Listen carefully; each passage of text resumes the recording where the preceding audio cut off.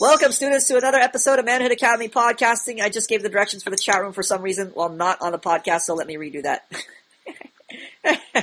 Professor likes to waste time in class. Okay, so number one, make sure you go down to the chat room. If you're in class, you go down to the chat room and you click on the little speaker icon so that the chat room goes mute so you don't hear the popping sound during class. Also, make sure you're in podcasting topics. If you're in Google Plus with us, you'll be able to follow along by looking at my screen because I share my screen with the students, so you'll be able to read the podcasting topics. Also, you can also have your screen or in another screen, the podcasting topics open. So in case my screen goes blurry and you want to be able to read it, you can follow along with us that way.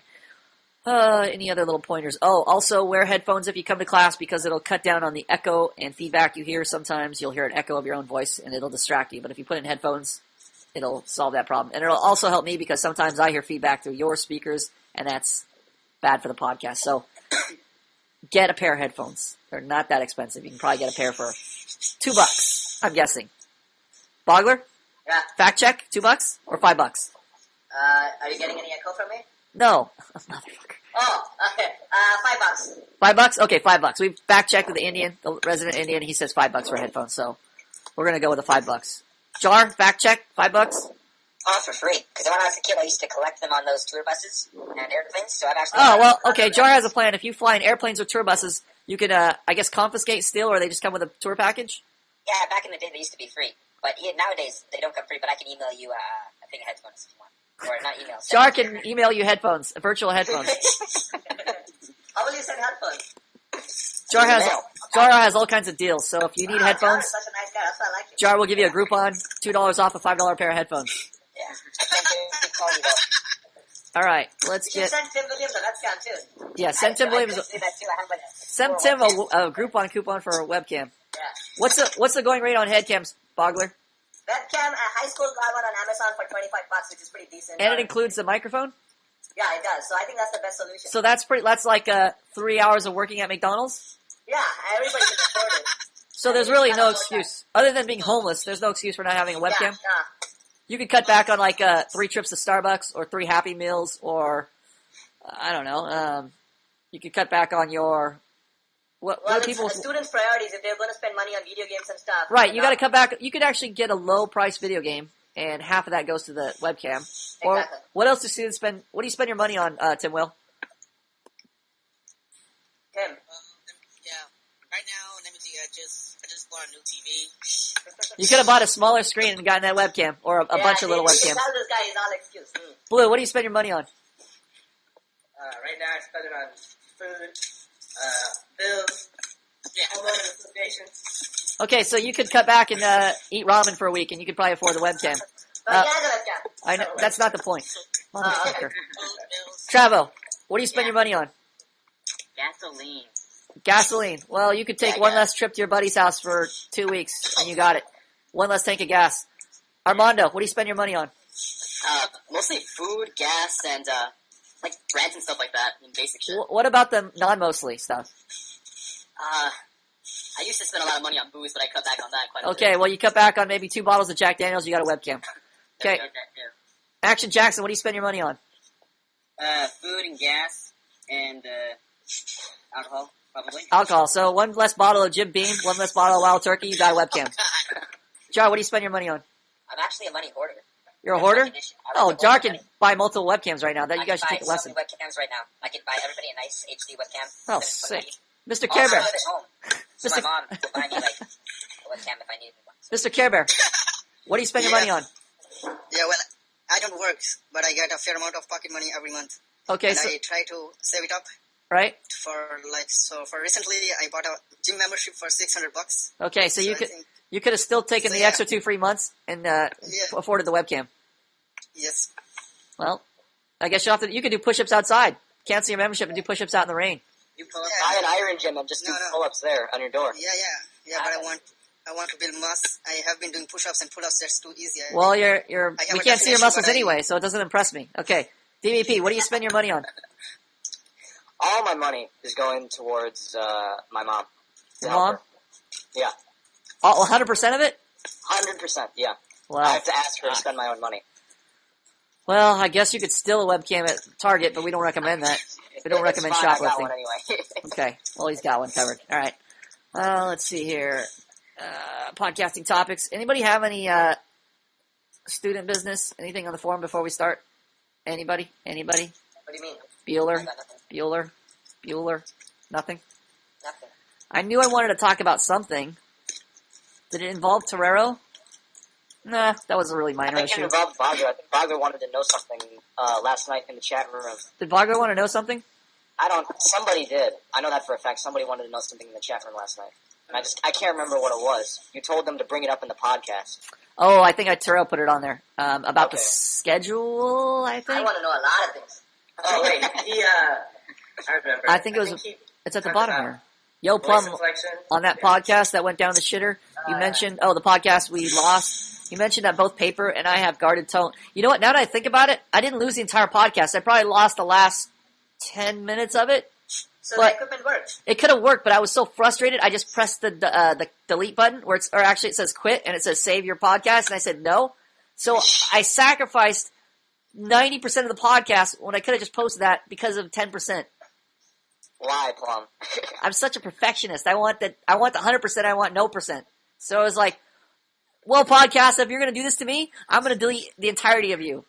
So it was basically a battle with the podcast. Podcast violated your expectations and you punished it. Yeah, I said, podcast, fuck you. It's my way or the highway. And the podcast was, look, bro, I can only give you 90% of the 90%, podcast. not 100%. And I'm like, look, do I look like a 90% guy? You either give me the whole fucking podcast or I delete you right now. And it said, Plum, I don't have enough positive incentive from you right now to meet that demand. If I could, I would give you the entire podcast. And I said, you know what? Let me think about that. And I pressed Control Q, no save, later podcast. And then, of course, the story I gave you was that the entire podcast was destroyed. But now that I realize it, that's a complete lie. So only 10% of it was destroyed. The rest was perfectly fine and probably educational. But Okay, Yeah. close to 90%, or you said you deleted that out of rage. yeah, I did delete that out of rage. But it was all at once. It's not like I saved 90% of it. It's like the podcast is open, and it can when you open Audacity, the whole window of your podcast is there. So I was editing like the last 10%. I tried noise removal. Like 20 times and adjusting levels, and I still couldn't get it just the way I want it. So I said, you know what? Screw this podcast. It's burned in a fire. And that was it. So nobody will hear any examples of Paperclip speaking and progressing while he's speaking and becoming more articulate. Nobody will hear examples of that. So nobody will be encouraged to, improve their own expression. Also, we won't hear about what else did we miss out on? A bunch of great educational things that nobody will hear. Be gone That hurts forever. me deeply. Except for the students that attended class. But they probably already forgot it by now, so Yep. that's the way the cookie crumbles. Yo, Plum, on that podcast that went down the shitter, you mentioned... Yo, Plum, on that podcast where the podcast fought you for the 10% and you deleted it out of rage, you mentioned that both Paper and I have guarded tones, but you've heard us unguarded at times. Can you point it out next time? Yes, we were talking about accents, regional accents, or actually I should say cultural accents, where there's a ghetto accent. And they have Paper and Torero have the ghetto accent. Hey, man, what's up? What's up? No, how does it go? Let me think. Torero. And then, I'm trying to think of Paperclip's cadence, because Paperclip says things in a certain way. He says, like, training leads to realizations, and realizations lead to change in behavior. He just goes up, and then he comes down. And he does this thing, and he does this thing. So he has this kind of, but it's more of the ghetto cadence. And Torero has the same thing. He talks kind of like what would be considered a monotone. In a ghetto sense, if that makes sense. Where it's predictable enough where if you heard it with your eyes closed, you would know that's a guy in the ghetto, or that's a guy in a certain cultural ghetto, I should say. So, there are times when Paperclip is laughing, or Torero's laughing, and he says something, and you'll hear the cultural part disappear, because the canon part comes out. So you can tell that's a cultural thing. It's like a poker face. Yeah. Everybody's like concentrating to maintain you have to concentrate to maintain the poker face, because the result of the poker face is the result of being conscious of other people watching you. You know, when people are playing poker, they don't give away their emotion because they're worried about the other people reading them. That's exactly why they have the ghetto cadence, or that's exactly why people speak in monotone. You have to concentrate to be in monotone. So when you're not concentrating and you laugh at something and you're just not aware of it, your tone changes, your facial expression changes. and a candid expression comes out. So in those unguarded moments, that's when you could see, oh, this is what this person is really like down underneath all that. Yeah. But then as soon as they're done laughing, they snap right back in the poker face. That's what I told Torreira yesterday. Like when he was laughing, that's when I noticed him being candid kind of. And you said, that's so amazing that you're laughing like that. I'm so touched. No, and he said thanks for the feedback. Like he asked, when did you notice me not being candid? And I told that was when I noticed that. Bogler. I was being facetious, Bogler. Well, what? No, you did say when they're laughing, they were being more. Bogler, I was being facetious. Why? Because you are a jovial guy, and I figured I would be jovial with you, and then I realized you were in nerd mode, and now you fucking ruined the entire moment. Damn, some guy got a face. Armando got a face. Armando! So, he was just hiding. Yeah, I got my webcam to finally work. Hey, he got his webcam to work. Awesome. Maybe Daniel is hiding his too. He has a webcam too. Notice how easily Bogler's distracted from our conversation. Even though it's amazing that we finally see BZS, but Bogler, since he's so poor at relationships, just completely ignores me. And it's like, how do we even get back in the conversation? I don't even want to talk to Bogler now. The relationship is broken. Instructor, you wouldn't take it bad, or that's what I assume. Yeah, motherfucker. Boggles. Okay, so this is, I think that answers the question. Also, cover Bogler's online dating profile. Yes, we covered that. Remind me to mention an example of initiating social. Remind me to mention you as an example of initiating a social interaction and leading it as well. Yes.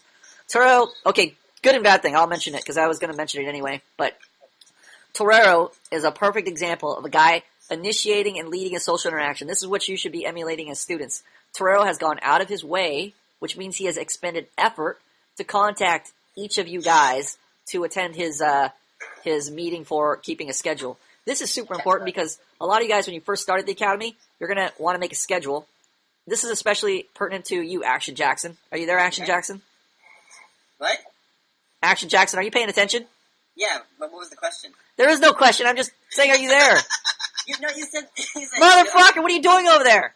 It sounded like you had a question. Oh, this guy, if I got him on cam, I would strangle him. I can't even tell what he's doing. He's probably playing like Mario Kart in the other window. Stop playing Mario Kart and pay attention. Okay. Action Jackson, are you there? Yes. Have you put down your Mario Kart controller? I'm here. I'm looking at the screen. I'm listening to you.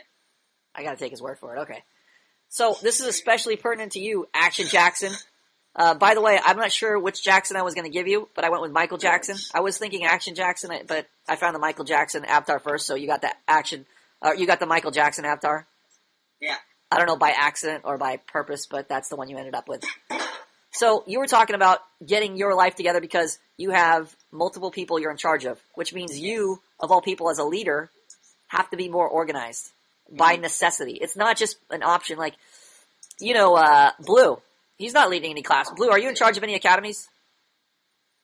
No. No. So you don't have any students you're teaching currently. No. So you can wake up whenever you want. Yes. You can do whatever you want. You don't even have to have posts up. You don't have to have a forum up, right? No. No, you don't have to have any of that shit up. So you don't have any responsibilities on your shoulder that are that, that involve 10 other people in a classroom. So you don't have that demand on your shoulder.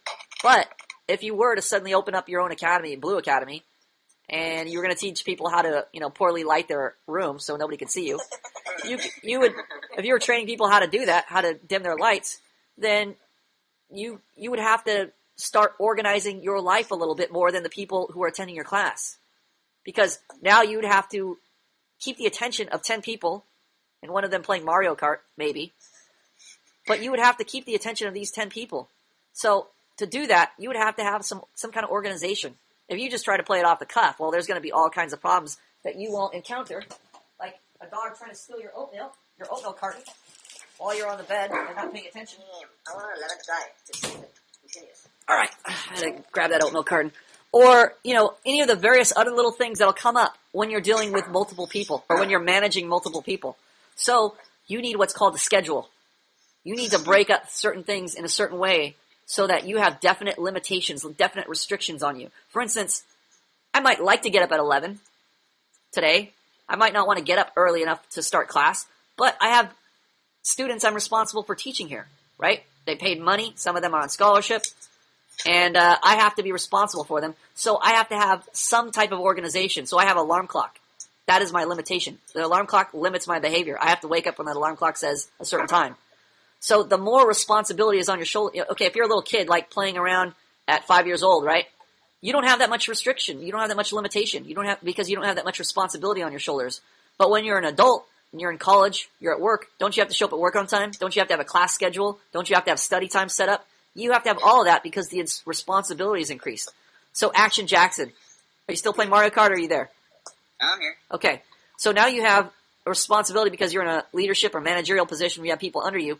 You have to become even more organized. That means you have to put more limitations. You have to be the one with more self-discipline than the people you're leading because you're going to be teaching them self-discipline. Voice coaching, whatever type of training you're doing, training is basically limitation.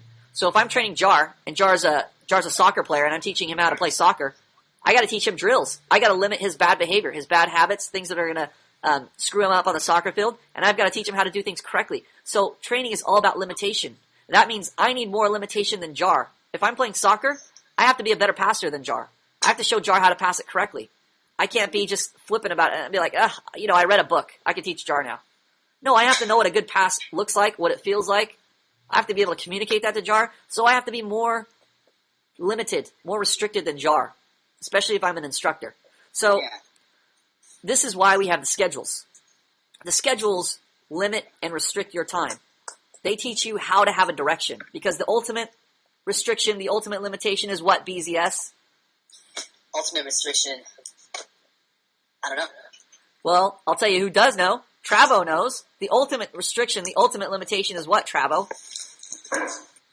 Responsibility. Motherfucker. The ultimate restriction, the ultimate limitation, I know who's got the right answer, is Tim Will. He always has the right answer. It's what, Tim Will? Your schedule. Oh, motherfucker. You know who has the right answer? The ultimate restriction, the ultimate limitation is not a schedule. The ultimate limitation, the ultimate restriction is what, Mr. Care Bear? The ultimate restrictions leads to one direction. Leads to You have one option. one option, which means direction. You have direction. Yeah. When you have the ultimate limitation, which means you have no other option, you only have one way to go, you have what's called a direction. A schedule is a direction. It is a limitation on all your other options. You must do this thing. This thing is scheduled. So when you learn about the importance of a schedule, the more you go on in life, the more you realize restriction is so necessary for you to accomplish anything, to get anywhere, to grow anywhere. The best grapes are not wild. The best wine is not produced by wild grapes. The best wine is produced by restricted grapes. You have to prune them. You have to tie them off. You have to make sure the soil's this and that. You have to care for them. You have to restrict them. Then they produce really sweet wine. The same with people. If I leave Bogler to grow up by himself and have him raised by a pack of wolves, and there was no human restriction on him, Bogler will be even worse now. Be like Tarzan. He'll be like Tarzan, except he'll try to kill you if he has a problem with you, instead of just arguing with you. So the restriction is necessary to put Bogler in society, and so he can get along with you guys. He has to have some natural restriction, or not natural, he has to have some parental restrictions put on him. And then he grows up, now he can function in society. But if he didn't have those restrictions, if he didn't have any parents telling him, don't do this, you should be doing this, and he grew up, and then we just dropped him in the middle of society, all kinds of problems because of no restriction. So it's crucial you guys understand the matter of restriction and limitation, especially regarding your schedules. This is the first place where you contact inconvenience, restriction, limitation that you don't want. But you will realize if you keep your schedules for a little while, oh, so much more comforting, so much more helpful to have this direction. So on one hand, it's like, fuck, I gotta limit myself, I gotta wake up in the morning at a certain time. Yes. But on the other hand, you realize later down the road, oh, this has helped me. Oh, this is comfortable because, I should say not comfortable, but comforting. This comforts me that I have this direction, this guide, this restriction. I know exactly where to go. It's just like this. When you're hungry, sometimes you can think of 5 different places to go in your head, and you're like paralyzed by the decision. Where should I go? Should I go to Arby's? Arby's is delicious. It's got cheese. It's got roast beef. It's got, a sesame seed bun. But then I could really go for Mexican food. I could really go for Baja Fresh. Oh, get that salsa and a little sour cream on the chicken tacos. But you know what? Panda Express has this deal right now on candied shrimp. And if I get the little walnuts and I get the wonton soup, oh, that'd be so good. And now you're like, fuck, I got 5,000 different directions to go in. I don't know where to go. You starve because you have too many options. You're pulled in too many directions and nobody has taught you how to choose something. But If you just wake up and you have all your scheduled things on your of where you're going to eat today, and today says Panda Express, there's no option. You may want Mexican food, but you already got Panda Express on your schedule. Decision made. Done. Easy. Very comforting. So this is what your schedule's for. It's like your first teddy bear at the academy. It's your stuffed animal. You're going to learn to sleep with your schedule. Okay, so Torero has gone the extra step and has decided to help you out even further because a schedule represents self-discipline. If Jar has on his schedule, wake up at 6 a.m. and run 5 miles, and Jar is Jar, Jar's going to hear the alarm clock at 6. He's going to hit it. It's going to snooze till 7. Then he's going to be like, fuck the alarm clock. He's going to throw it out the window. Then he's like, yo, I got a bag of Twinkies here. Fuck the running. I'm going to eat the Twinkies. He eats all the Twinkies. Next thing you know, he's a fat chick, right? He hasn't done any exercise. Why? Because he has no self-discipline. His schedule's wishful thinking. A lot of your guys' schedules, when you first start out, it's going to represent wishful thinking. You're going to put, oh, I'm a Manhood Cat. I'm so inspired. I'm going to do really well here, guys. Okay, I'm gonna cross off Mario Kart, and instead of Mario Kart, I'm going to put here 1,000 push-ups a day, and then I'm going to put here help out at the orphanage for 12 hours building shelters, and then over here I'm going to delete my entire porn folder, and then here I'm going to put in let's see, 8 hours of programming. 8 hours of programming, and then public works on the side. I'm going to plant trees, and then okay, so that's your full schedule for the next month, and you're like, oh, this is so awesome, I'm so psyched. And then what happens tomorrow morning, Boggles? I wake up at 11 and I'm No, like, you wake up at 6 p.m. and it's dark outside. Yeah. And you're like, well, you know what? I go back to bed. I miss planting the trees. Well, forget that. Well, I don't know what to do about it. Well, life sucks. Fuck. well, fuck. I guess I could beat off and eat some tacos and then go back to sleep. I could surf the web for a while. I could I am Jar, see what he's up to. Yeah, that's what I do. I am Jar, and then I am Jar. What's up, bro? And what's Jar gonna I am back? Yeah. Sup? Nothing you. Nothing, you? What's going on, bro? Nothing much. All right, catch you later. And that's your day. Why? Because you have no self-discipline to keep your schedule. Because you haven't learned the all-important lesson, which is what, Blue? To have a direction and to... No, it's the motto we put on our t-shirts at Manhood Academy. DVP knows the motto. No, I don't. You asshole. Travo knows the motto. He has it sewn on his underwear, too, on his Manhood Academy underwear. What's the motto? Travo. He's using old mottos from like last year. Travo, the updated motto. We updated the motto already. What's the motto, Tim? Will? I don't know. Of course you don't know. BZS knows. That's why. To be competent. Good one, bro. BZS is a joker. Class clown. Okay, Action Jackson knows the motto. It's only his first day. Action Jackson, what's that motto? It's not, Mr. Care Bear. Do you know the motto? What's the motto again? Yeah, well, convenience is your enemy. That's one of our mottos, but that's not the motto we're talking about. What's our motto? Keep your bitches in check. Freaking Indian guys. Okay, the motto we're looking for You is didn't ask me. Boggles knows it. What is it, Boggles? I didn't know. I didn't say I knew it. What an asshole, Boggles. Boggles is such an attention whore. Boggles, you're an attention whore. You didn't ask me. Oh, I don't know the answer. Oh, I'm on camera. Oh, people are paying attention to me. Cute. Yeah. I know DVP, it. you know the answer? Self-discipline is number one. Quiet, No, Boggles. external discipline produces self-discipline. Training leads to realization. And in this case, the motto we're looking for is social interaction is a Team sport. team sport. Jar, do it. Yeah, Jar. Yeah. Bro 5, Jar. Woo. I needed the help though. Yes. Social interaction is a social sport. That's my version of it. Yeah, I don't care about your version. Social interaction is a team sport. This means that you are dependent. Social interaction is dependent by nature. If you think you're going to be one of these hardcore bros who's just going to make it on your own, you're fooling yourself. You're fooling yourself. This is why we have people we talk to. This is why we have friends. This is why we have family. This is why we have lovers. This is why we have a community. This is why we have leaders, etc. All these people are interconnected. You guys are in a classroom. You are fellow students. You can help each other out. You guys need to realize that social interaction is a team sport. As socially incompetent guys, as new guys in the academy, you still think that that guy next to me on the screen, he's his own entity. He's his own separate box on the screen, and I'm my own separate box. I don't need to know him. He doesn't need to know me. I just need to listen to Plum, and then I'm going to become socially competent. You're wrong, and you're fooling yourself, and you don't understand what's going on here. If you think you're going to graduate without knowing anybody here, you're wrong. Everybody who graduates here will be known by everybody here. If you don't have a relationship with everybody in the box next to you that you see on the screen or everybody posting on the forum, you have failed the academy. There is no sort of graduating. There is no kind of graduating. You either know everybody or you don't. It's that simple. Boggles, you know everybody? Can't graduate. I don't have Can't graduate. Blue, you know everybody? No. Can't graduate. No diploma. Jar? Nope. No diploma. Tim Will? No. No diploma. Why don't you know everybody, DBP? Because I'm a lazy asshole. Yes, that's true. Travo, why don't you know everybody? Because I'm lazy. Tim Will, why don't you know everybody? Because I'm lazy and incompetent. Well, I need a less general answer. I need a more specific answer. Jar, why don't you know everybody? You know what? Let me ask you a new guy. This is perfect. Action Jackson, why don't you know everybody here at the Academy? Because I haven't yet taken the steps to promote that and to meet them. Yeah, you haven't taken this. See, you're the new guy and you already know the answer. You haven't taken the steps to meet them. And these guys are not new. And they still haven't taken the steps to meet them. That is my point. Going forward, initiating. This is part of Section 2 of the ebook if you read Section 2. If you have not initiated, of all people, the students at the Academy who are all here to train about social interaction, of all people, if you haven't talked to these students, you are failing.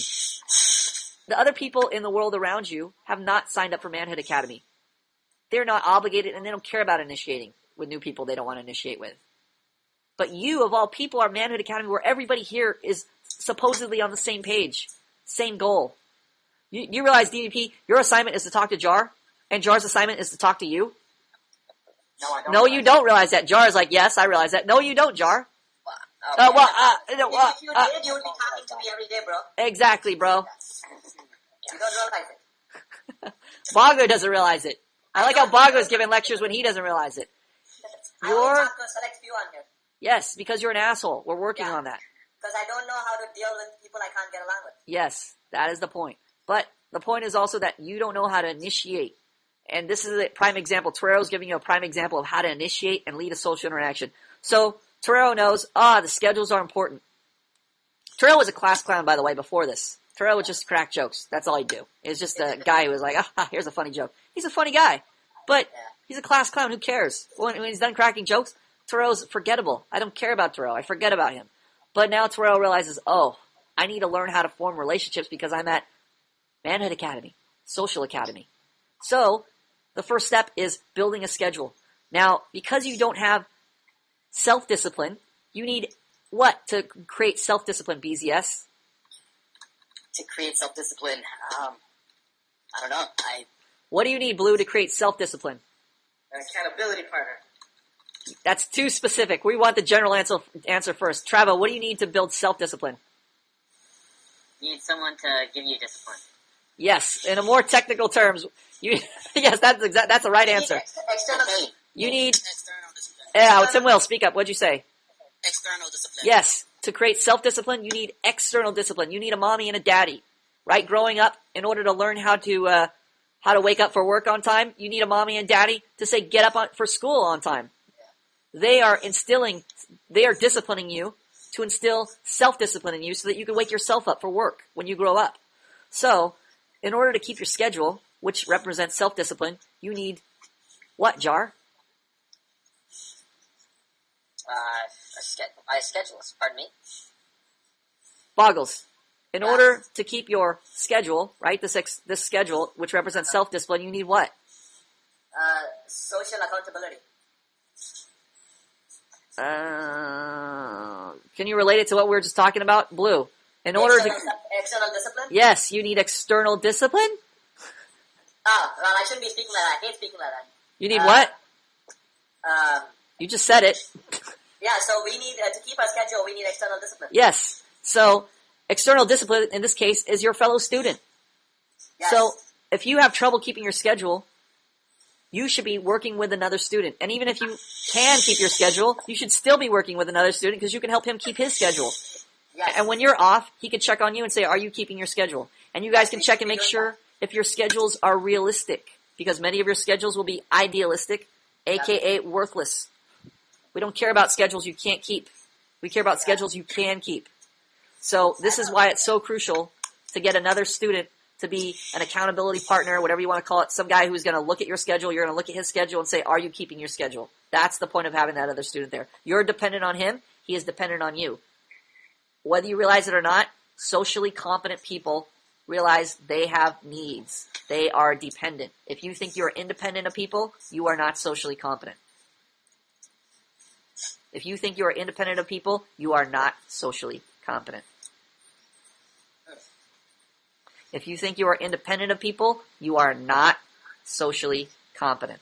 So I have to get That's really sinking in right now. Okay, here we go. So Torero makes a post about the schedule, and he posts it to everybody's expression thread. Here's the thread. Hey guys, I want to talk about our schedule. So if you want to join our schedule group meeting and maybe pick a partner to get accountable with the schedules, or I don't know if you're going to be accountable to the whole group, whatever the plan is. Here's the meeting time, and here's the thread that has to do with the schedule. And he posted on every single person's expression thread. Now, I didn't want him to post it on every single thread because if you notice, whenever you post a new post, the little red dot activates, which means you got new posts. Yeah. And I don't want to read 5,000 posts of him just posting the entry, so I told him to PM it. Take it off of there and PM it. But the good news is he did it. So he made a mistake, but the good news is he at least made it. He stepped out and initiated a social interaction. And he led the social interaction. He told, look, you guys who don't know what you're doing, or you guys who want to get on board with the schedule, here's all you need to do. Come to this meeting. He's initiating the social interaction. He may not know some of these students, but he's initiating. He's leading the students that don't know. This new guy, Action Jackson, totally fresh off the boat. Doesn't know north from south. Doesn't know anything about Manhood Academy. Probably feels overwhelmed. This is a perfect opportunity for Jar, for Blue, for Travo, for Tim Will, for BZS, for anybody who's been here a day longer than him, to say, hey, here's what I learned at the Academy. Here's how I can help you at the Academy. What is Action Jackson going to think? He may not know BZS has only been here 2 days. Action Jackson's only been here 1 day. But if BZS says, hey, here's what I learned in my day here, what is Action Jackson going to think about BZS? Travo?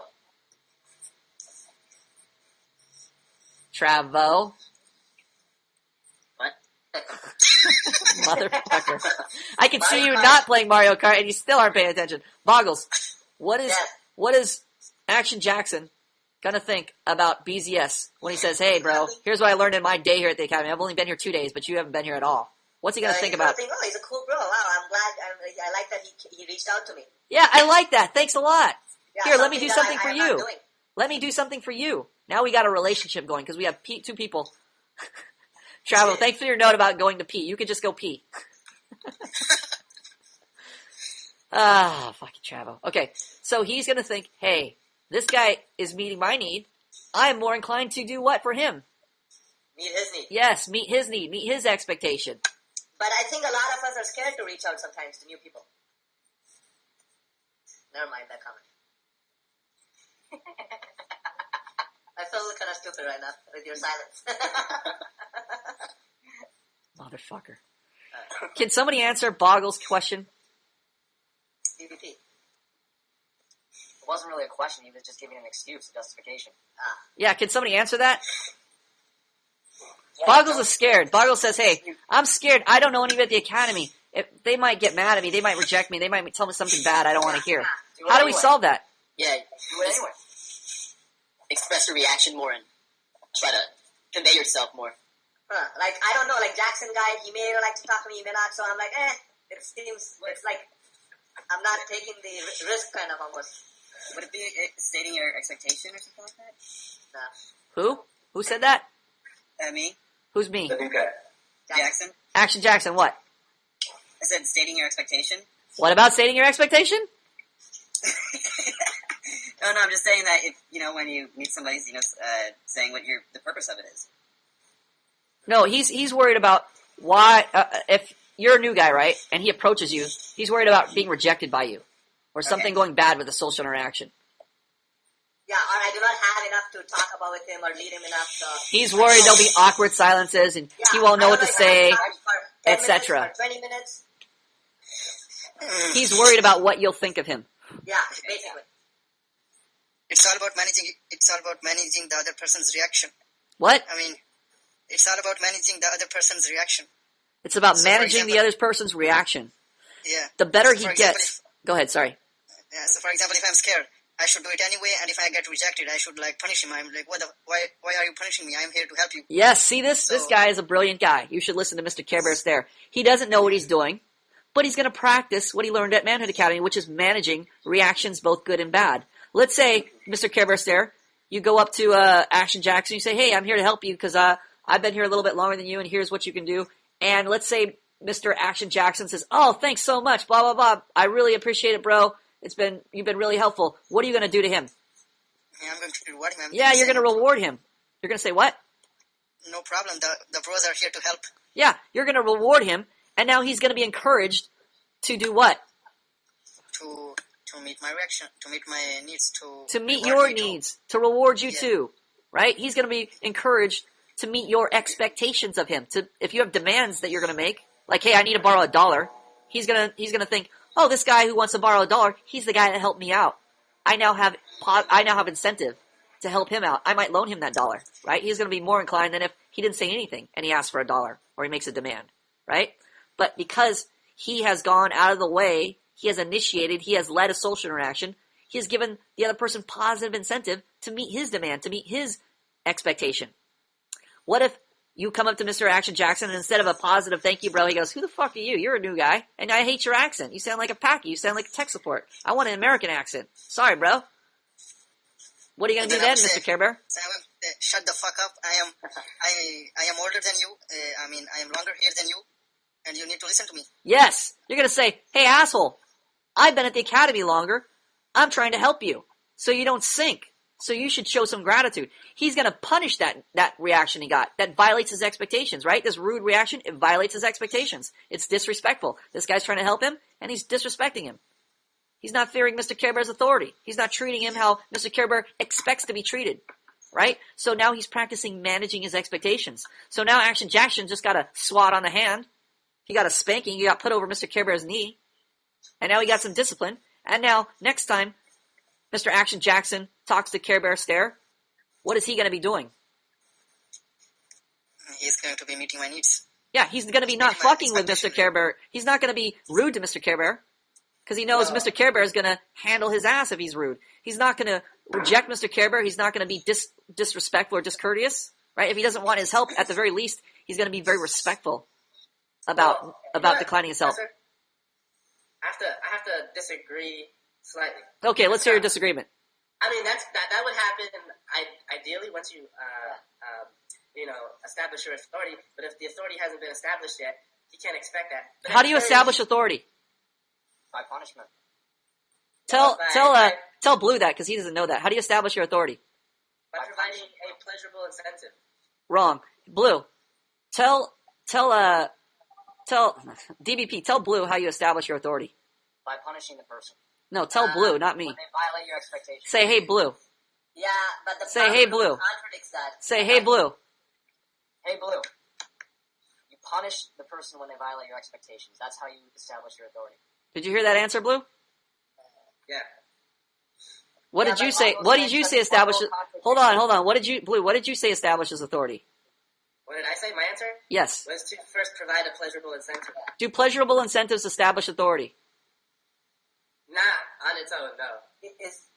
But it's a good excuse for somebody to. Travo, hear do your pleasurable authority when you incentives punish them. do pleasurable incentives establish authority? No. Are you sure? Yeah. What establishes authority? Pleasurable incentives and then punishing. Boggles contradicted you. Boggles said pleasurable incentives establish authority. Jar. It's in the ebook. Jar. Okay, what page? I'm gonna look it up. Jar, do pleasurable incentives establish authority? Jar, can't hear you. Yes, pleasure. No, pleasure establish it. Pain. And pain maintains it. That is what I read in the ebook. I'm gonna find that. What Bible said sounds good. Yes. What Bible said sounds right. It hits a chord in my brain. What Boggle say? Pleasure establishes authority. Pain maintains. Pain maintains.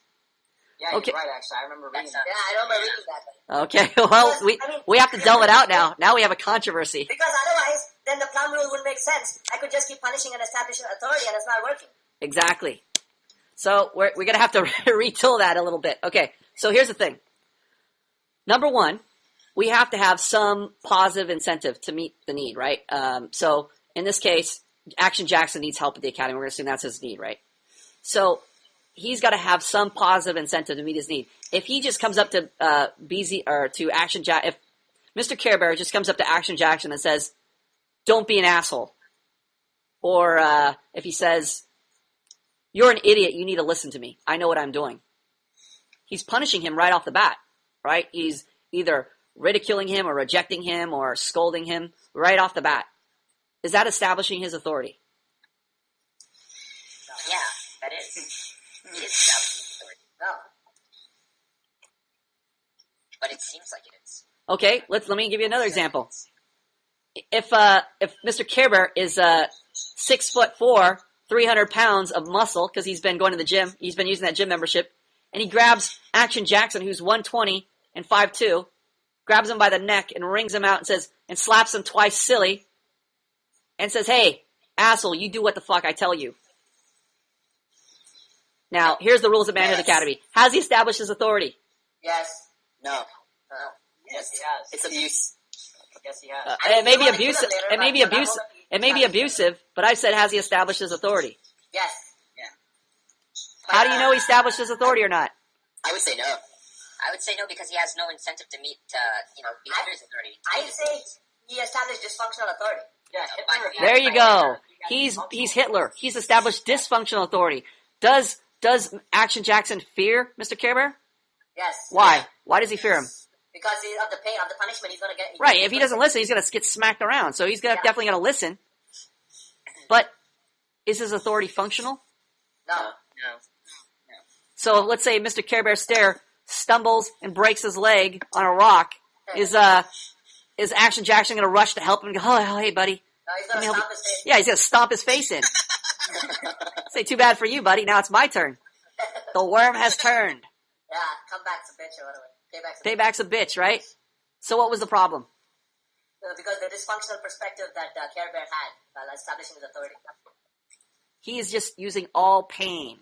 He is basically just punishing without merit when Mr. Action Jackson didn't deserve it. So establishing his authority, it's almost, I would say technically, it's the pleasure aspect. It's that you're meeting somebody's needs. So you're giving somebody food. Somebody's starving and you give them some food.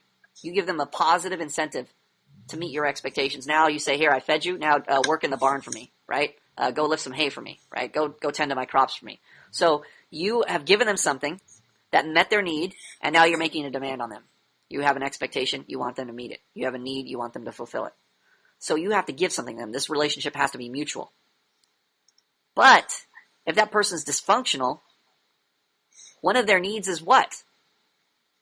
Let's say they just come in there, they're wild, they're throwing punches, they're throwing haymakers, they're just wild, they like fighting. Teaching. Are you going to instantly say, "Here's a meal"? No. One of their need is direction. Yeah, direction, which is what? Reward. Limiting options. Limitation. Limiting what they do. Yeah, limiting what they do, which means what? Punishing them. Punishing them. Punishing. So there's a lot of overlap here. I hope you guys understand this. Okay. It's just like expression and expectation management. Your expression is eventually to do what? Bring to people who are Are you just randomly expressing your reactions? No, you're expressing your expectations. Yeah, you're expressing your expectations. Eventually, your expression is to convey your expectations to other people, what you expect of them. Yes. But it's in an attractive manner, right? If I say, "Hey, give me $1," is that attractive? No. There's many ways to convey that expectation. There's many ways to get that expectation met. But the way I convey that expectation will determine if it's met or not. So in the same way, when you're managing your expectations, strictly speaking, you have to meet their need, but it may not always be giving them something pleasing or pleasant. Like if you were to ask for $1 and you were to say, if you just said, "Hey, give me $1," you'd be more likely to get a negative response. They wouldn't give it to you. But if you were to say it like, "Hey, bro, can I get $1?" or something to that effect, would that be a more pleasurable incentive? Well, haven't you had people hit you up for money that were homeless? Yeah. Don't people ask in different ways? Yeah. Don't some people ring a bell for the Salvation Army and say, hey, give it to the homeless, please? Help the children out? Courtesy is an incentive. So there's various ways they do it. So I don't know if the ebook is technically correct. I don't know if we might need to retool that and just to make it a little bit more, I have to consider that one, Boggles, to retool that because... What about courtesy? Like, for example, when Jar tells me, hey, Boggles, don't talk on the phone when you're in a hangout, I want to listen. Same thing if DBP tells me, hey, Boggles, don't talk, I'm not going to listen. I'm more inclined to listen to Jar. I don't know, like... How many times do I ask you, please? Do I say, hey, please do this, Boggles? You don't. You have a student-teacher relationship with me. And you have a lot more positive incentive. The courtesy, I wouldn't even worry about the courtesy as much. The courtesy is my incentive to you. Oh, you do say please? Okay. No, not. I'm sorry. I said that wrong. Yeah, you don't. The incentive that I give you, the positive interaction that I give you, is the courtesy. Okay. The fact that I hang out with you, the fact that I talk to you, that is the courtesy. So when you're doing something that's violating my expectations, I don't say please stop doing that, because I've already given you the courtesy of please with my attention, with my affection, hanging out with you, etc. So it's a violation. When you're violating my expectation, you're doing something bad to me. I'm not there to reward you at that point. I'm not there to reward you with a please. So when people are telling you, if somebody's telling you don't do that and it sounds rough to you, it's probably because they haven't established a good relationship with you to begin with. They haven't been giving you enough positive incentive to care about their demand. Like if you're bugging somebody and let's say you talk to DBP and you're speaking up in class when you shouldn't be speaking up in class. And DBP says, hey, shut up, Boggles, you're interrupting Professor Plum. But you never talk to DBP. How would you take that? Like, fuck you, man. Yeah, you'd be like offended, right? Yeah, But what I'm if offended. DBP and you hang out and you're good bros, and he tells you, hey, shut up, I can't I understand. would take it a little differently. I'm like, You would take it differently because he's giving you... Still fight, but you wouldn't be as angry. Yes, because he's giving you positive incentive. He's giving you you have a relationship, so you have a reason to meet his demand. So the please, it would be necessary maybe if you're a stranger. But I think since we don't have good relationship here, I still look for the courtesy. I think if I had good relationships with everybody, maybe I wouldn't... Well, look for yes, the well then you're looking for something superficial. The manners are replacing the relationship. Please do this, please do that. Well, what is there behind the please? There's nothing. There's no concern. It's just it's a formality. If I say, please open the door for me, and I don't know you, and I don't care about you, and I don't take the time to know you, why do I really want it? Am I really concerned with you, with making you feel good or being polite to you? No, I'm just doing it to get something out of you. That's something that's always bothered me. So it's a formality. The waitresses are trying to be super courteous. Yeah, if a waitress, please, oh, here's the meal, blah, blah, blah. Does she care about? No, she cares about getting a tip. She just wants the tip. Right, You're so... I mean, my relationship with Jar didn't get super strong because he was courteous with me. Yeah, it's not because he's going, hey, please, thank you, Bogler, for that. This is that. That is a formality. Your manners are a replacement for having the relationship. If the relationship is there, the genuine concern is already there. So if you're violating his expectation, there's no need to say, please don't do that. When your violation is when he's saying please, he's rewarding you. Yeah. So Yeah, I'm that's like, for okay, I'll meet strangers. his expectation at that point. That's for like strangers trying to reward you and punish you at the same time. It's like, please is saying, I'm a stranger and I don't want to offend you, but also here's the punishment, don't do this, it's offensive to me. So they're trying to overlap in that sense. Whereas in reality, or ideally, they should have a relationship. You should have a relationship with your community. So if you do come across any problems, it's not a matter of formality again. It's not a matter of, oh, how do I not offend this guy? It's, we have a relationship that we already have. So this is either going to enhance it or make it worse. So if this guy is doing something dysfunctional to me, like he's always stealing from me or always showing up late to things, this is damaging the relationship. So I need to punish him. I don't need to give the formality of please show up on time or please stop stealing things from me. So it's like stopping an asshole and violating the relationship. Don't do it. Relationship with Jar is really good. He doesn't even have to mention the please. He can just, hey, Boggs, don't talk on the phone. Yeah, how many times have I told you, please, Bogler, please don't do this in class. Please don't do this in class. Please don't act that way. Say our relation's super great. I mean, I'm ready to meet your expectations, but you're not willing to meet my expectations. So there's still a lot of work in our relationship. Right, because you're not meeting my expectations. So you just said you're delusional. You said I'm meeting all your expectations, but you're not meeting. No, you're not. You're not even fucking close to meeting my expectations. Okay. Well, please, keep stating them, and I'll keep trying. Yeah, keep stating them. Yeah, keep stating your expectations, and I'll meet him eventually. Jar. Yeah. Do you hear this asshole statement Bogler said? He said, just keep stating your expectations, and eventually I'll meet them. Well, I heard that. When I heard that, I instantly thought about all the times where you do state the expectations. Yeah, what do you want to tell this asshole about that, Jar? What do you have to say about that? He said, just if the more Professor Plum states his expectation, the better Bogler's listening skills will become. Yes, that's what I meant, I guess. Yeah, true or false, Bogler? Yes, I kind of. You got the sense. Are you asking if that's what I meant? No, I'm asking Jar to answer your asshole statement. I say false. Why? You can't, because just stating them over and over again and... Yeah, you got to, I guess, punish and reward. You guess? Oh, you have to. Yeah, exactly. That's why we have the Plum rule. It's the no arguing with you rule. It's the shut up, you're wrong rule. There's no courtesy involved in the Plum rule. There's no wiggle room in the Plum rule. There's no explanation in the Plum rule.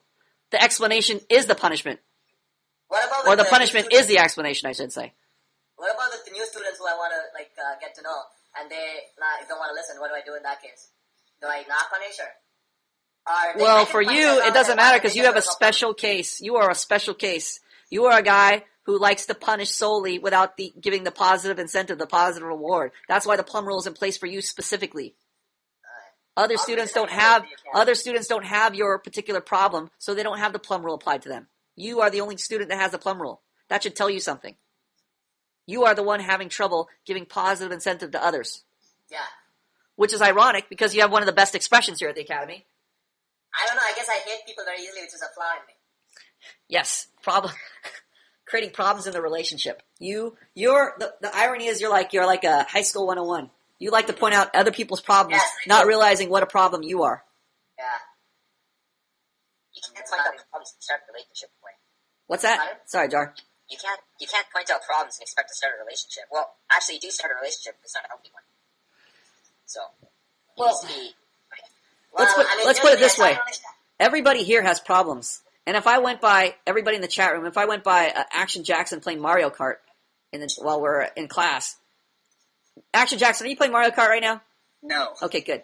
If I went by Action Jackson playing Mario Kart in the class, or I went by Travo and his shy silence, I wouldn't want to talk to any of you guys. You guys all have problems. That's true. If I wanted to go by BZS, always saying I don't know, what kind of relationship would I have with this guy? I would be like, are you kidding me? Let me close the screen and never talk to you guys again. So I have to shape you guys. I can't shape you by just going, look, you guys are losers. Forget it. I'm done. Either shape up or ship out. No. I have to constantly give you positive incentive and then shape you accordingly. You know, when you violate my expectation, I got to tell you, don't do this. And then what do I got to tell you? Not just don't do this. What else do I have to tell you, BZS? What to do. Yes. I can't tell you. Yes. I can't tell you don't do this without telling you what to do. This is the common mistake that everybody tells you. Whenever you hear a no smoking ad, you should realize there's a problem. Oh, we got a new guy in class. Welcome, sir. Treason X. Treason X. Hey, Trey, were you trying to join and you couldn't get in before? Yeah. I thought so. Full class. Okay, so you're right, Plum. It is a 10 student limit. Okay, so if you see a no smoking ad, Jar, and it says, hey, Jar, don't smoke. It's bad for you. What are you going to tell that smoking ad? I'll tell it to fuck off because it's not telling what to do after I stop smoking. Yeah, it's not telling what the whole reason I'm smoking is because I'm not happy. You're not telling me how to get happy, so you just telling me don't smoke doesn't solve my problem. So fuck you, smoking ad. I'm going to do heroin now. I'm going to smoke and do heroin. How do you like that, Mr. Non-smoking ad? Whenever you tell somebody what not to do, you have to tell them what to do. When I say, hey, Travo, what are you doing? Spinning in my chair. Don't spin in your chair, Travo. I want you to pay attention. And I want you to participate. I want to see your shining smile. See that? Now I'm telling Travo what not to do, but I'm also telling him what to do. I can't just tell... Guess what happens? What happens if I tell... Let me ask you a question, Jar. What happens if I tell Travo, hey, Travo, don't spin in your chair? He'll stop spinning in his chair. Right. But then what? And then he won't know what to do after that. No, then he's going to start picking his nose. Okay, right. And then I'm going to tell Travo, hey, Travo, don't pick your nose. Then what's going to happen? Then he's going to start scratching his balls. Then he start scratching his balls. Then I'm going to tell him, hey, Travo, stop scratching your balls. Then what's he going to do? Then he's going to start playing Mario Kart. Then he's going to start playing Mario Kart. Then I'm going to tell him stop playing Mario Kart. So what's the problem here? Am I ever going to finally get to the end of the rainbow of all these bad habits and bad things I don't want him to do? No, you're not going to. No, why? because you haven't given him something to do instead. Yes. You're just gonna keep finding different things. There are an infinite number of bad things travel can be doing. If it's not shooting people out in the neighborhood, it's playing Mario Kart, it's distracting people, it's doing this, it's doing that. There are infinite number of things. I would have to run around like the little guy, you know, in that story about the kid trying to plug his finger into the dike because the dam is breaking, and he's trying to plug up all the holes with one finger, and he's only got like 10 fingers. Can't plug. There's not enough fingers to plug up all the holes in the dam. Eventually, the dam's going to break. Yeah. I have to build a better dam. I have to tell the dam what to do. So, on one hand, I have to tell travel, don't do this. But on the other hand, I have to tell travel, do this instead. Because if I just continually tell travel, don't do this, I'm going to be telling him forever. Because there's an infinite number of bad things he can do. But there's only one direction. So I have to tell him what that direction is. So, note to the ebook, we have to decide on how to change the ebook to make it a little more accurate in that area that you mentioned, Boggles. So write that down. Also, what? In my case, so say I state an expectation to a new student or whatever, and he's not meeting it, so what do? I give more positive incentive and then state it again. Then he's not meeting it. Then I give more positive incentive, then state it again. Like, how do I get it back? Jar, can you answer this delusional statement that he's making here? Yeah, well, first of all, it just shows that he's stuck at giving incentive. Yeah, number one. So, That's exactly what it tells me. You, in your mind, you're giving them like Disneyland tickets. In their mind, you're spitting in their face. So there's a disparity in what you consider incentive. What do you consider incentive? Hey, fuck, I'll do this. I told you to do it. Oh, Plum, I give him incentive. He doesn't do what I want. What's wrong? BZS, what's wrong with this asshole in his statement? there's no reaction, there's no, Hold on, I gotta mute wait, cancel that. I almost blocked you out, Trey. I gotta mute your mic, Trey. It's going nuts. Sorry about that. I'm on my phone. Trey, what's going on with your mic, man? Sounds like he's in the water. you might have to reconnect. Trey, reconnect. You sound like you're underwater. Just refresh your page and it'll take you back here. Or that. I'm sorry, BZS, go ahead, answer. Oh, he's not conveying his person, he's not providing the appropriate degree of reaction. He's not providing reactions, but he's also not doing what? Meeting their needs. Yeah, he's not meeting their needs. So when he says he's giving them incentive, but they're not listening to him, what do you have to tell him? Meet their needs. I mean, That he's a what?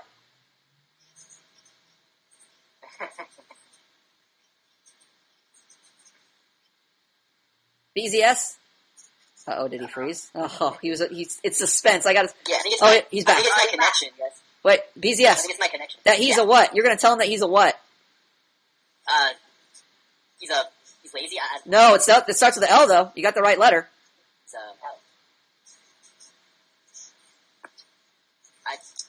What I are don't know. some other L words you know?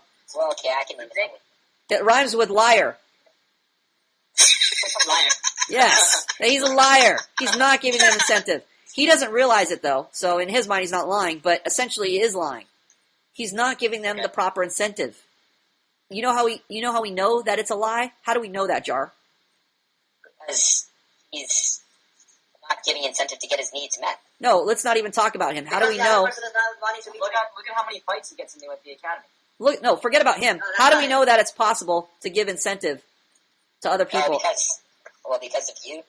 Well, You, of everyday experience. because of DVP, because of travel. These guys are giving people incentive. These guys are forming relationships. These guys aren't getting into fights, so we definitely know it's possible to give incentive. Yeah. Boggles of all people should know this already because he's also given incentive. It's not like he hasn't formed relationships here, and it's not like he also hasn't formed really good relationships here. He has. So it's not like it's not possible. It's just that Boggles likes to focus on what people aren't doing for him, not realizing that he's the problem. He's like a chick. He's like a chick that goes, "You're the problem, why are you being mean to me?" When really, chicks never look at their own behavior. You are teaching chicks how to look at their behavior by doing what? How do you get chicks to focus on their behavior? By punishing it. Punishing them. It's very simple. We're going back to square one. So the real problem with the students is what? Punishing. We're not punishing. Refusal to punish. Yeah. You want to be polite about it. You want to coddle Bogler, when really you're creating more of a problem. If everybody had consistently applied the plum rule, and Bogler was causing a problem, they just said, "Fuck off, Bogler, plum rule," guess what? Bogler would be a lot further along in creating relationships by now, if everybody was that consistent. It's just like, consider manginas in the world, and consider chicks. Why are chicks bitches? Oh, let me ask Trey. Trey, why are chicks bitches? Chicks are bitches because manginas don't control. You're Well, you're right there. Keep saying it. chicks are bitches because manginas let them do what they want. Yes, they allow it. They allow themselves to be treated a certain way. They allow girls to do certain things. It's because they allow it. If guys stopped allowing it, chicks would instantly stop being bitches. Nobody realizes that because it's like almost a given that girls are going to act this way. People think, oh, it's just natural. No, it isn't. You know how I know it's not natural? Because the girls in my relationships don't do that at all. I dated all kinds of girls. And the girls I'm in relationships with, no problem. Why? Is it just I'm a magical lucky guy I just happen to find the most agreeable girls in the world? No. No, you enforce your expectations. I enforce my expectations. So I realize the problem is not the girls, it's the guys.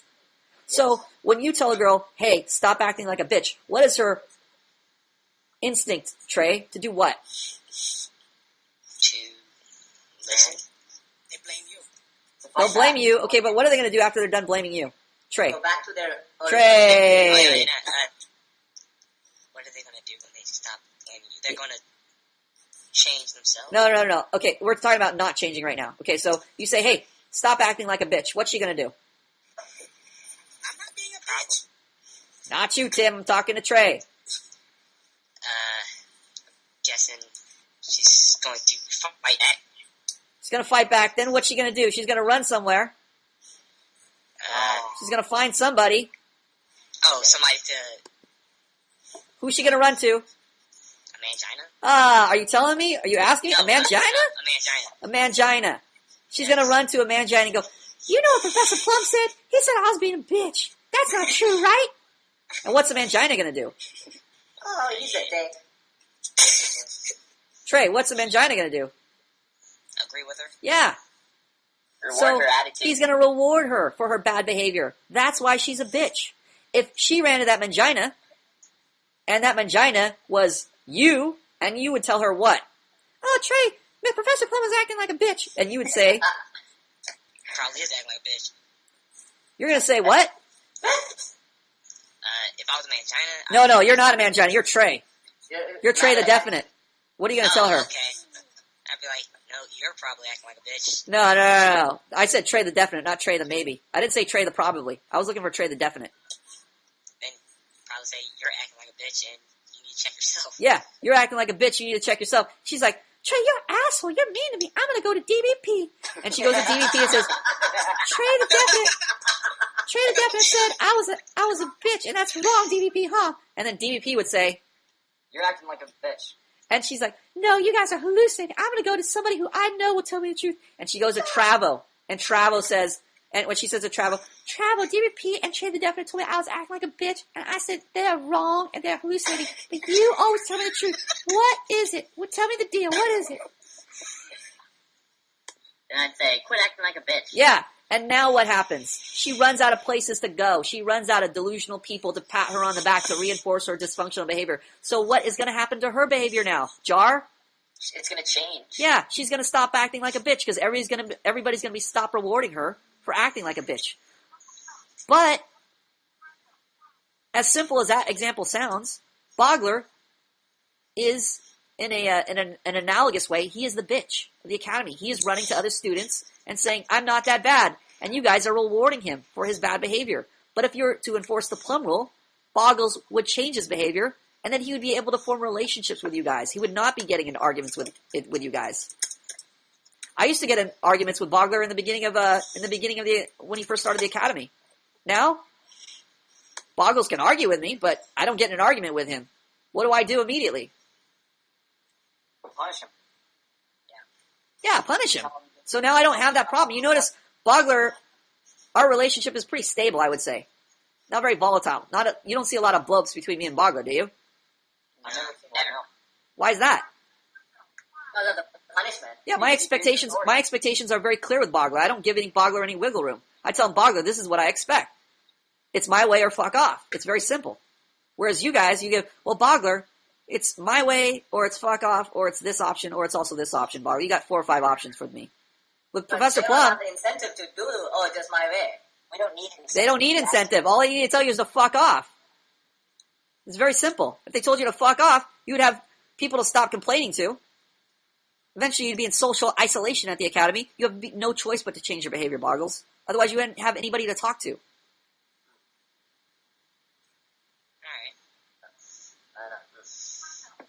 I'm not worried about you understanding the point. I'm worried about them understanding the point because they will make you understand the point. It's just like chicks. I don't explain to chicks, oh, hey, chick, if I do this, I'm punishing you, and then it'll change your behavior, and then you will start giving me incentive and going into relationships and blah, blah, blah. I don't need to explain any of that. What is the only explanation I need to give, Trey? You just need to give your punishment. The punishment or the reward. That is the explanation. When I'm disciplining a child, or I'm raising a child, do I need to tell them, look, don't cross the street because cars are traveling at 60 miles per hour and you can't get out of the way because your legs aren't strong enough to jump out and react that fast, so you need to make sure you're this X amount of distance from the curb. Do you think a child can appreciate that explanation, number one? No. Do they have the capacity to meet do they have the capacity to appreciate that explanation? No. So what do I need to do to make them understand my expectation? Punish. And when they do what I'm telling them, reward. Very simple. Will they understand it? Yes. Yes. They understand punishment and reward. It will very quickly shape their behavior more than a long explanation. Who are long explanations for, Trey? Adults. Why? Because they can understand. They can reason. Reasoning is a self-disciplined activity. It takes self-discipline to reason. The reason why Boggles has trouble reasoning, because he's not self-disciplined. Now, can I add a point to this, Fun? Yes, please do. So, when you say we can reason between adults, clearly we don't reason with women. Second of all, I don't reason with manginas either. Well, I still do, but it's constantly hitting me that's a useless option.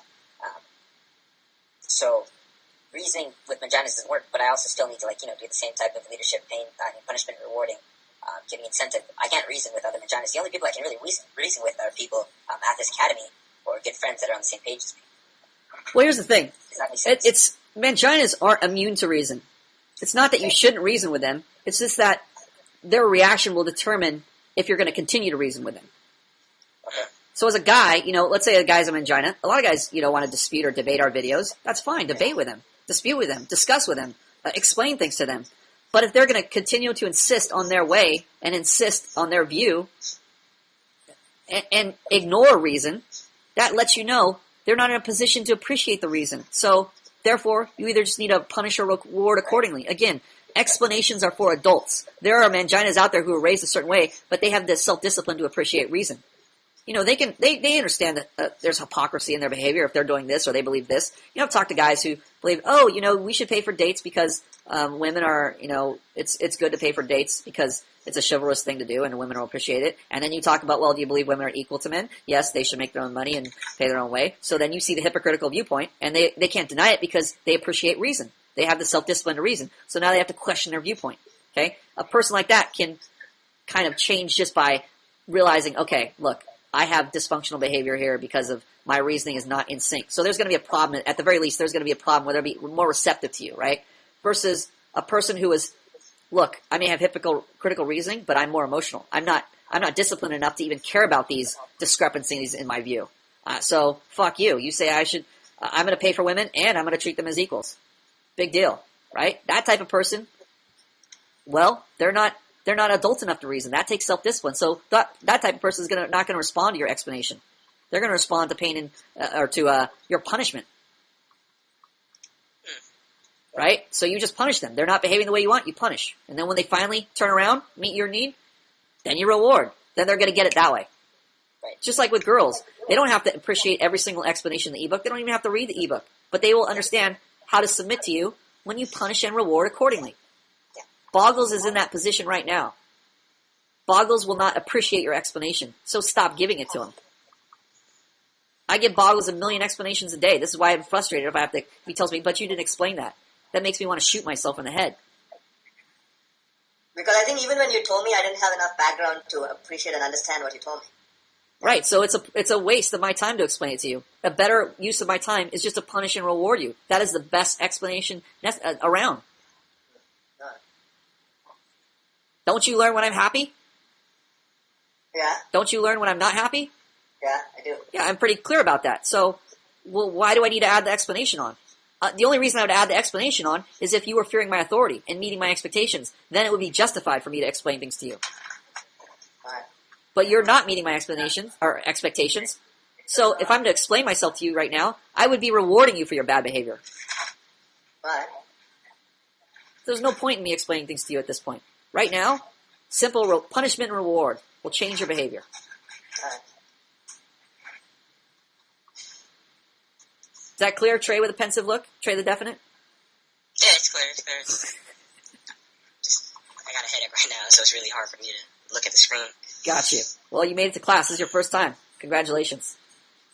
Or at least in Google+. Google Plus, yeah. Okay, well, we we covered 2 topics. I was hoping we'd cover this whole page today. Actually, we covered 3. So Torero was leading. He's leading a social interaction by making a post saying, hey, I want you to join my accountability group. I want you to get involved in the schedule thing with me. I want us to be accountable to each other. We're going to give each other discipline so that we can become self-disciplined. So he is initiating the social interaction. He is leading the social interaction. You should take a note. Other students that you don't know, that you don't have a relationship with, you should be initiating a relationship with students you don't know at the academy. Boggles likes to list his clique. Here's my clique. Here's the guys I get along with. I don't care about the guys you get along with. I care about the guys you don't get along with, that you don't know. Everybody that comes into class, Mr. Care Bear, I can't see your screen, but you are there. Yes. Yes. I can't forget about you. You're in my classroom. Good. As a socially competent person, I realize you have the same need that Boggles has. You have the same need as Jar. I can't just sweep you aside. Everybody who comes in contact with me has to be affected by me. I am the sun. You will get a tan. You will eventually look like Trey's Nex. I don't have that perspective yet. Well, you will gain that perspective over time. Everybody here, well, to graduate, you have to have the same skin color as Trey's Nex. We're all going to become brothers. You all have to become brothers. They all have to be tan. Everybody has to be affected by you. Sense and brothers in the physical sense. So if you're at the academy and you realize, oh, there's somebody here who is not affected by me, who I don't have a relationship with, that is a deficiency. You need to address that deficiency. Action Jackson, you still play Mario Kart? No. Okay, sweet. Welcome to your first class. How was it? I liked it. Well, good. Yeah, there's a lot of information. I was taking notes. So. Overwhelming. Yeah, I don't take notes. It throws me off. Throws him off to take notes, to pay attention. He hates that. No. I'm screwing up by not taking notes. Sweet. Okay, any last things? I'm going to end it a little bit, or actually, let's go with one, since we might as well have a new student here. Let's go to expression post. Let's cover one expression post. Might as well. We got time. Let's see here. Going to the expression section. Click. Oh, Academy's nice and slow today, thanks to chat roll. Waiting for chat roll. Chat roll. Maybe we should do a long-term project or a project on researching better chat solutions. Maybe you should take up that project. Maybe Yeah, you should I will- initiate I that will project. Okay, I'll take it You up. like to suggest, Boggles. I like to suggest, but I'm like, students are not going to show initiatives. Everything's not going to work out, so why do it? Why bother suggesting if it's not going to work out, Boggles? Pardon? Why bother suggesting it if it's not going to work out? Well, maybe Well- somebody else will try it. Yeah, maybe somebody else will do it. Here, let me throw this out here and somebody else take care of it. Fucking Boggles. Alright, let's pick one. Trey, pick one. Action Jackson, pick one. All right, stop scrolling. I can't read it. Tim Williams. Okay, can I have his magic? Let's do this one then. Let's do. Yeah. Oh. Shoot. Trey the definite knows. Trey the definite will pick one. We gotta. I can't even see that, man. Just pick somebody you know at the academy. Just pick somebody. That's not pick somebody I don't know, right? Pick somebody from Pick the screen. anybody. We just want to pick any expression post at this point. Just pick one. Anybody. Let's go with Mr. Franchise Expression Training. Alright, Mr. Franchise, here we go. Let me pull over to him. Beep. Up. Fucking screen. Alright, there you go. Mr. Franchise, page 2. Alright, going down. Blue, can you see the screen? Blue's gone again. Blue's gone. Let's see here. Here I set 3M. Alright, let's try this one right here. Action Jackson, can you see the screen? Yeah, I can kind of read it. It's a little grainy. If you click on the left arrow on my screen, it'll get bigger and expand. Let me do it again, see if it comes up clearer. Okay. Arrow. I can kind of read it. Okay, if you can read it, go ahead and hit the first paragraph. Okay, here I sit, 3 a.m. in fucking morning, trying to figure out what I want to do with my life. This always happens when I'm up this late or early in the morning. Slow down. Start over. Okay. Here I sit, 3 a.m. in the fucking morning, trying to figure out what I want Slow down. Start over. to do. Take 3, action. Okay, here I sit, 3 a.m. in the fucking morning, trying to figure out what I want to do with my life. This always happens when I'm up this late or Okay, early. slow down. Take 4. Go ahead. Okay. Here I sit, 3 a.m. in the fucking morning, trying to figure out what I want to do with my life. This always happens when I'm up. Slow down. What are we on, Jar? Take 6 or 7? I'm 5. losing count. We're on 5? Okay, sorry. 5. Take 5 and action. Here I sit, 3 a.m. in the fucking morning, trying to figure out what I want to do with my life. This always happens when I'm up this late. Okay. Early in the morning. Slow down. What are we at, Jar? What take are we on? That's 6. Okay, 6 and action. Okay, here I sit, 3 a.m. in the fucking morning, trying to figure out what I want to do with my life. Okay. What take are we on, Jar? 7. 7. Take 7. Hit it. No, really? Okay. Okay. Here I sit, 3 a.m. in the fucking morning, trying to figure out. And take, we're on 8, I believe. Take 8. Hit it. Okay, here I sit, 3 a.m. in Okay. the fucking morning. And take, what are we on, Trey? 9. 9. Wait, am I still going too fast? Dude, slow. Okay. Hit it. Okay. Here I sit, 3 a.m. in the fucking morning, trying to Trey, figure out what do you I think? want. Are we on take 10, Trey? Yes, we are in take 10. Take 10 and hit it. Here I sit, 3 a.m. in the fucking morning, trying to figure out what I want to do with my life. This always happens when I'm up this late, or early in the morning, listening to lonely humming sound of my desktop computer fan. Wow, he got it after 11 takes. This is pretty good. What do you think so far of this, of his reading and also of the paragraph, Trey the Definite? It seems like he's, I don't even know how to explain this one. It's just like, Well, we want you to learn how to explain it because you're at Social Academy. What was your take? Just close your eyes. from those 3 Yeah, what was your take? sentences, it Yeah. seems like he's pretty bored. It's just pretty Or bored. yeah, it's not really engaging, but he is being somewhat descriptive. Okay. I'm not asking for you to give a full dissertation, Trey. I just want your opinion. That's all. Well, that's it then. Okay then, Trey. Wait, Boggles, what's your opinion? I called him to hang out with me, and he didn't, so now I know what he did. Thanks for that side note. What about the stuff we're reading? Thanks for your life story. This guy's reading, I don't know why you were telling him to slow down that much. I thought it was fine. Okay. And the only thing I liked is when Mr. Franchise described the lonely humming sound of my desktop computer, that the computer fan. That's when I kind of got interested in the post. But otherwise, the other part didn't strike or grab my interest. Okay. My attention. Let's keep going. Go ahead, keep reading. Action Jackson, hit it from where you left off. Okay. I'm currently bundled up in the warmest robe I have in my clothing. Speak up a little bit. Can't hear you. Still freezing my feet off, and I'm too lazy to get up and get socks. As a matter of fact, after writing that last sentence, I'm going to take a quick break to get some damn socks.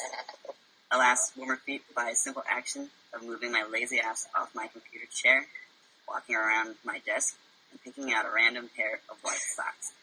Possibly the best decision I've made so far. Travo. Yeah. Yeah, what? Yeah. You want my opinion on it? No, I was just like saying your name. Travo.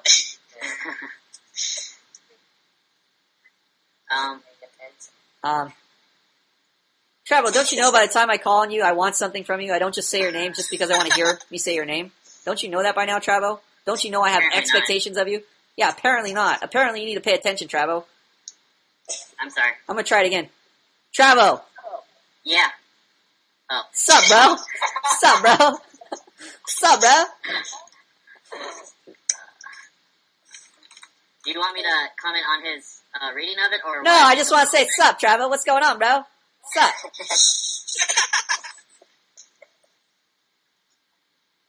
Travo, sup? Not much. Cool. You hear what we read, Travo? Part of it. Travo, Yeah.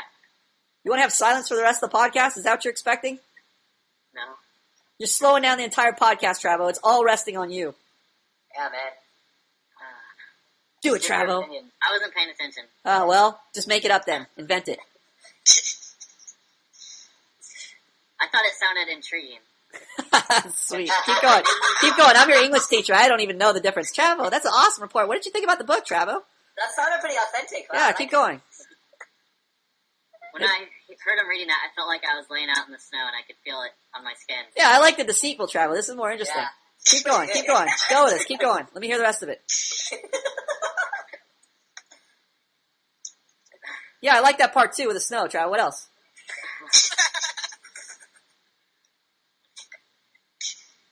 I don't know. No, you tap out? You tap out, Travo? Yeah, Tell me you're tapping out. I'm tapping out. Tim Willie. Yeah, Yo, what's up? I was bored. Speak up. I was bored. Speak up. No, I said I was bored Yes, okay. And? reading it. You want to give a why? I mean, Action Jackson made it sound a little bit interesting, but as I was reading it, I was just like, okay, he's up, he's gonna get socks. So what? What bored you about it? There was no person behind. There wasn't much of a person behind it. Ah, Boggles, can you elaborate on that? I have a different reaction because I know Mr. Franchise, and the way Mr. Franchise writes, I feel that he kind of tries to bring this person about, the way he's talking about the socks. I find it easy. His writing very easy to read. Tim Will, do you know Mr. Franchise? No, I don't. So you don't know him, and you're bored. I do not know him. Yes, I am bored. I was bored reading it. So Boggles says he knows him and he wasn't bored. So the relationship matters to reading this. So let's say we don't have a relationship. What's the problem? Jar? I'm not getting to know this guy. Yeah, I'm not getting to know this guy. He's writing a post. I want to be able to look into the world through his eyes, okay? And that's what's going to draw me in. Yeah, So I not have his to know socks. somebody to like a post. They What? just have to be able to express what they truly feel. When am I going to care about his socks? When he properly expresses himself. When I have a relationship with him. Yeah, when I have a relationship with him, then I'll care if he's wearing blue socks or pink socks. Right now, doesn't matter. Getting feedback from somebody. Feedback. Headphones. Who doesn't have headphones on? I can hear my echo. Okay, hold on. I'm going to do process of elimination. First, I'm going to eliminate the guilty black guy first. Yeah. Let's see. I think that's me. No, I'm just going to mute you. I can tell when I mute your mics. I can tell who it's going to be. Oh. I can tell who robbed the liquor store just by muting these mics. Okay, so I'm going to try muting you first. Mute now. Hello? Oh, you're in the clear. You didn't rob the liquor store. Trey the Definite did not rob the liquor store. Okay, let's see. Did DVP rob the liquor store? No, I don't think he robbed it. Let's see, let's go to the other black guy. Let's see, Samuel, did you rob the liquor store? Let's check. Testing, 1, 2, 3, testing. Yep. Testing, 1, 2, 3, testing. Oh, you had to rob it, didn't you, Tim Will? Yeah. We found the culprit. Hold on, wait. Nope, I still hear it. He didn't rob it. Partially wrong? Nope, he didn't partially rob it. I can still hear it. Let's see. Travo might be guilty. Travo, did you rob it? I heard it before. Let's see. Travo might have robbed it. Let's check. Travo, did you rob the liquor store? Oh, yeah. Travo robbed it. Motherfucker. Travo. Headphones. Headphones, Travo. Stop robbing the liquor store. Go get headphones. You made me accuse 2 innocent black men of a crime they did not commit. As usual. As usual. Travo's responsible for racial profiling. Yeah. Tim Will, you still there? Yep, I'm still here. We owe you an apology. It was Travo that caused the racial profiling. Well, he still didn't get headphones, Trevor. Don't worry about it. We'll make do. We're at the end here. Okay, so let's get to the last, or the second paragraph. We'll do one more paragraph. So, the things that we covered, the deficiencies, again, Boggles liked it because he has a relationship. So, the only reason we're going to care about him wearing socks is if he has a relationship. Without the relationship, does not matter. These details that are just, I did this. I went to the store. I got socks. All these informational details that don't have any person don't matter to us. Action Jackson, hit it. Okay. He's leaving, I think. Yeah, I gotta leave. Okay, take care. Jar, finish it off for us. I still think the jet lag of my trip is affecting my sleep pattern. I'm going to bed later and later, as if I'm a night watch guard for a maximum security prison, waiting for any moment a convict decides to escape the confines of their cell. My initial thinking for sleeping is that I will be missing out on doing something productive, such as learning or reading. This really sucks with the schedule I've made. I've told myself that I should be waking up at 8 a.m. every morning. So much for being disciplined. I've been waking my ass up at 10 a.m. to 12 p.m. for the past 2 weeks. I question myself every time I wake up that late and ask, why the hell can't I wake up when my 4 alarms go off every morning? Is there an underlying... Oh, shit, it just went to DBP. I lost the page. Oh, no. Click on my screen. Just click on my screen now. Don't panic. Come back. There's an underlying issue that I am neglecting to point out or accept. School is in 2 days. I better shape up or buy a louder alarm. I'm shooting for better discipline. What'd you think, Jar? That one was much better. Like, that paragraph was better than the first paragraph. You know, in the middle of this paragraph, it kind of sounds like he goes into, like, he's describing his struggle with becoming disciplined. Obviously, that's something everybody here relates to. And I think that I found it so much more enjoyable just because it was such a step up from him talking about socks. And with socks, he wants to put on socks instantly. So he started talking about himself, and you got a little more interested. Okay, Trey? Yeah, I would agree with Jar. I mean, he did give a little bit more, of himself in this one. I mean, was a little bit more descriptive in, talking about how he experiences, his sleeping pattern and whatnot. And that actually made me get into his paragraph a little bit more. Okay, Boggles. I initially the first 2 sentences were okay, but then I was like, I actually didn't like it because I was like, this guy's not doing anything to get help with the schedule. I mean, I'm in person. He's not like that. I should be reaching out. He's not coming to. I know he's coming to Tornado's meeting, so I had more like he's not doing anything about fixing it. So you're bothered by what the paragraph's implying rather than actually critiquing the actual paragraph itself. Yes. Okay, Tim Will? I actually like this one much better than the first one. I mean, this one goes into, like, his thought process and how he's thinking and how he's feeling about, the jet lag and how it's been fucking up his schedule. It really, like, it's more than just saying, okay, I gotta get socks now. He's talking about, like, what he's been dealing with. Person, okay. DVP. As a whole, this paragraph was very boring to me. There were some good parts, like at the beginning when he's talking about, he's comparing, like, staying up to guarding a maximum security prison.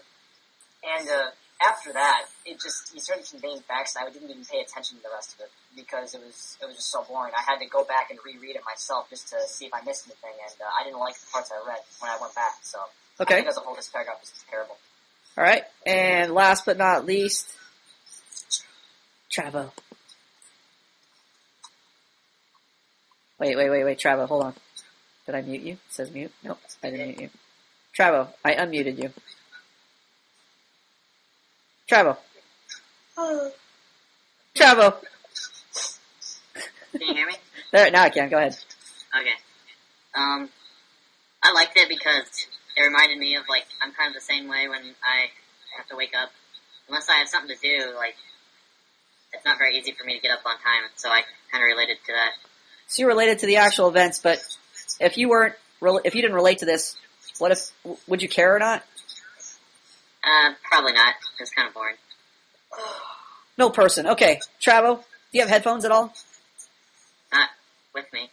I can email you some then. Yeah, email him some. He needs headphones badly. My might have some, but... Well, go find some headphones for next class. Alright. Alright, going back to meeting you. It's causing huge echo. Okay, so we see some problems with this. Not a lot of person. Everybody's falling asleep. Hello? Anybody there? Did everybody fall asleep? We're here.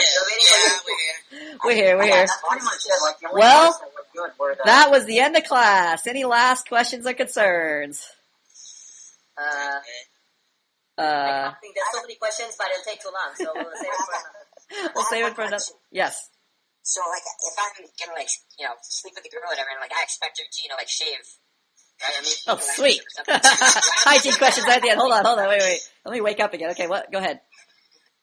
So so let's say I want to, like, have sex with a girl or whatever, or I'm going to. Okay, I have an expectation that she's gonna be, like, trimmed. Right. Okay, or have a landing strip. So that means I gotta, like, do the same thing, because I can't be a hypocrite. No. Why does that mean that? Because if it's my expectation, then, like, I guess never mind. yeah, this is your expectation for a girl, not for you. Yeah. Okay. That's All like right. Vagina would think like that. Well, it's not because if I have an expectation that people are going to be on time, then I myself have to. That's different. Shaving is a different thing. Yeah, and that's what I just realized. Well, it's your expectation, so you could, like, even if you were being a hypocrite, it doesn't matter. It's your expectation. If you have enough incentive, it doesn't matter. Yeah, but still, like, it's the same thing though. I feel like being on time. If I want to be on time, I have to be on time too. But that's different than. Yeah, it doesn't parallel the same way as shaving. Yeah, well, because the woman is like a you woman. can still do it if you have the incentive. That's true, and like a woman is different than a man. Yes. In the sense that guys. Well, I mean, even with a guy, would we care if Plum was late? Would we give him a hard time if he was late and he expected us to be on time? Well, we would. Nah. No, we wouldn't, like, we wouldn't confront him over it. It wouldn't be that big of a deal. That's what I'm saying. He has more incentive. So it all comes down to do you have Well, enough it's a teacher-student relationship as well. No, even otherwise, if he had enough incentive, you wouldn't care if he came late. But if I came late, you would find out. The teacher-student relationship helps out with that. Like that, the teacher. You're not seeing. But you're not seeing the point, dude. It's incentive. Even if You just spend on arguing. I do see the Well, point. then why are you arguing? Oh, he got caught. Jar got caught. We're gonna end on that note. Thank you. Jar got at class. Jar got caught at the end. Jar gets red-handed with his hand in the cookie jar. Yes. I'm not bullshit. Jar got caught. Write that in the topics. Jar got caught with his hand in the cookie Yeah. jar in the cookie jar of excuses. To shave and Excuses cookie jar. Jar gets his hand stuck in the excuses cookie jar. Story at 11. All right, guys. Thank you for class. Awesome class again. Enjoyed having you guys. Thanks for all the new guys that came too.